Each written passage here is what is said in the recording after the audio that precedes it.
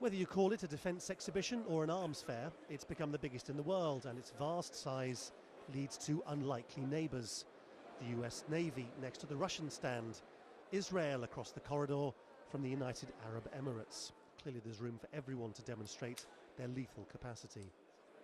At the UK stand, this boat architect had been contracted by a shipyard in Turkey to make boats for the Bahraini Coast Guard. Did you have any worries about a British company dealing with the Bahraini government?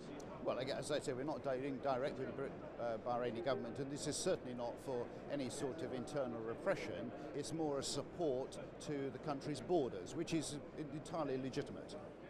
Much of the Western world might be having qualms about foreign policy and who you choose to deal with, but not here.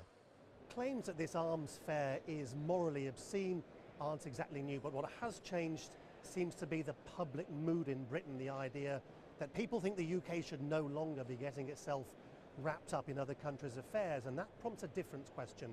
If the government here really wants to listen to what people think, has this show gone past its sell-by date?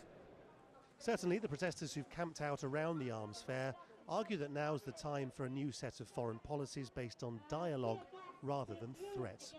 I occasionally see things come in via Twitter which say something like, well, you know, if the enemy was at the coast of Calais, you know, would you then support the arms trade? And I feel I should point out that it's our weapons that are floating off the coasts of other countries. And the question is, should we be opposing that or should we be supporting it?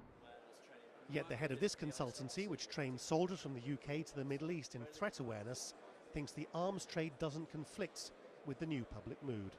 Weapons are of themselves neutral, they can be put to any kinds of purposes, and unfortunately it does remain the purview of the final end user to use the equipment as they will. We make our best effort as a country, I know that from my time in government, to make sure that it goes to countries that sign up to as good a standards of human rights as we would wish, but it's an imperfect world.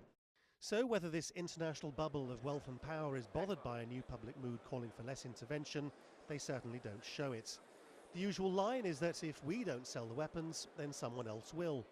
Or as the Russians put it, it's only business. Lawrence Lee, Al Jazeera, London.